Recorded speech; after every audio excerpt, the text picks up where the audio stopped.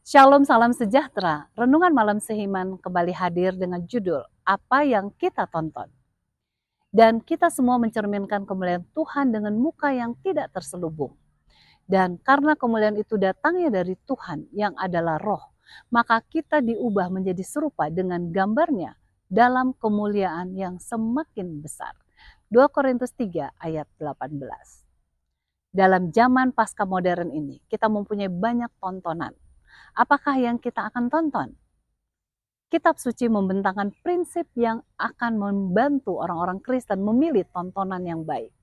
Sebab semua yang ada di dalam dunia, yaitu keinginan daging dan keinginan mata serta keangkuhan hidup, bukanlah berasal dari Bapa, melainkan dari dunia.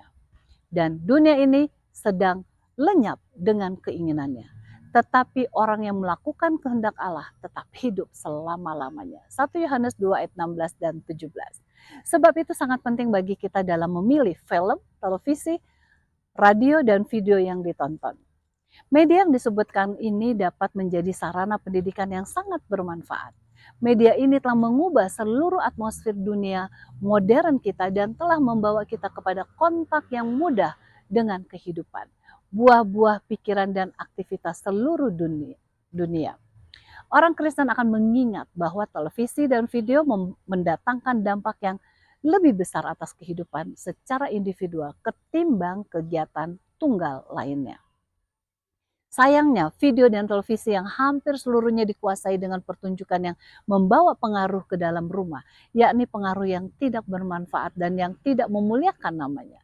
Kalau kita tidak berusaha memilih dan menyeleksi apa yang kita tonton, maka media itu akan menuntun rumah tangga kita ke dalam tontonan-tontonan dan pertunjukan-pertunjukan murahan dan jorok. Orang-orang Kristen yang penuh pengabdian haruslah menjauhkan diri dari tontonan yang tidak sehat. Apakah itu tontonan kekerasan maupun gambar dan program televisi yang merangsang seks. Sebenarnya media visual dan audio itu sendiri tidaklah jahat. Saluran yang sama yang menyajikan dalamnya kejahatan manusia juga digunakan untuk menyampaikan khotbah Injil, keselamatan sampai ke ujung dunia.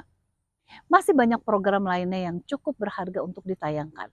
Apakah program yang baik itu juga dapat digunakan orang untuk melepaskan diri dari tanggung jawab dalam kehidupan ini?